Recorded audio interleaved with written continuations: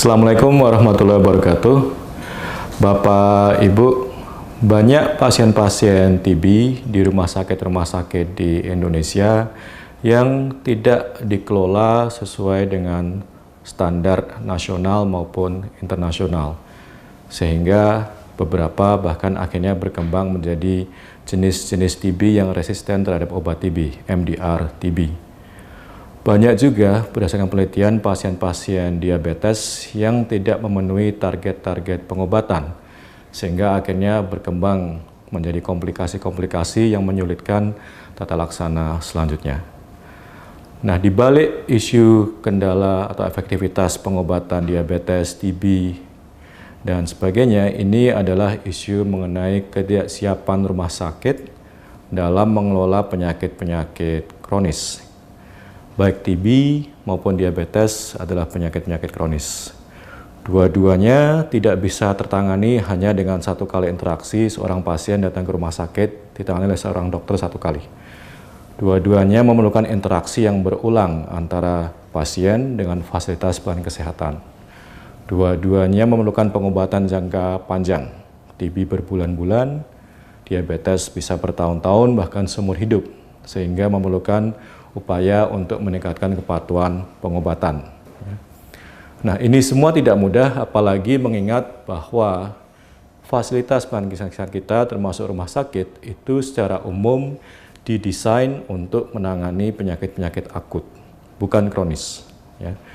Dan ini juga semakin sulit karena kalau kita lihat akhir-akhir ini dan justru ke depan semakin banyak pasien yang tidak hanya datang dengan satu penyakit, namun mereka datang dengan 2, 3, bahkan 5 penyakit sekaligus. Misalnya pasien yang menderita diabetes sekaligus menderita hipertensi, sekaligus menderita tuberkulosis. Dan ini sangat susah penanganannya. Karena kalau kita lihat di sebagian besar rumah sakit, diabetes ditangani di bagian endokrin misalnya, sedangkan TB-nya di bagian paru dan seringkali tidak terkoordinasi. Dan ini resikonya besar, karena antara obat TB, obat diabetes ada interaksi, sehingga outcome-nya pun menjadi lebih memprihatinkan. Nah, sehingga di sini juga ada isu bagaimana kesiapan rumah sakit untuk menangani kasus-kasus komorbiditas ataupun multimorbiditas.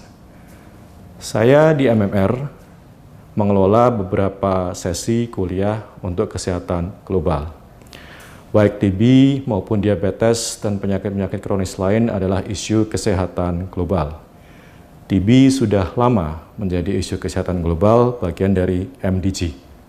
Sedangkan diabetes dan penyakit-penyakit kronis yang lain sebentar lagi akan diadopsi menjadi agenda pembangunan pasca MDG, pasca 2015.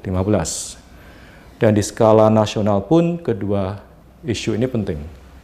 Indonesia itu masuk 5 besar di dunia untuk TB dalam hal jumlah kasusnya. Juga 5 besar di dunia untuk diabetes, sekali lagi dalam jumlah kasusnya. Sehingga kontribusi Indonesia luar biasa besar dalam masalah TB, diabetes maupun penyakit-penyakit kronis yang lain. Dan dalam konteks ini rumah sakit sebenarnya memegang peranan yang besar karena banyak pasien TB, banyak pasien diabetes yang ditangani di rumah sakit. Nah, sehingga ini adalah sebuah kebutuhan untuk penelitian-penelitian terkait dengan model-model layanan kronis dan lebih spesifik lagi model-model layanan untuk menangani kasus-kasus yang sifatnya komorbiditas atau multimorbiditas. Ini yang sekarang menjadi area of interest untuk riset kami saat ini. Sekarang ini kita sedang meneliti mengenai bagaimana model layanan TB untuk berbagai karakteristik rumah sakit. Dan sekarang kita juga sedang diskusi dengan beberapa mitra di luar negeri, di Jerman misalnya, yang sudah lebih dulu berhadapan dengan situasi ini dan mencoba berbagai model. Kita akan lihat bagaimana itu diterapkan dalam konteks yang berbeda seperti Indonesia, dengan resource yang lebih limited, infrastruktur yang terbatas, dan seterusnya. Nah, sehingga banyak peluang-peluang penelitian di sini yang bisa kita kembangkan.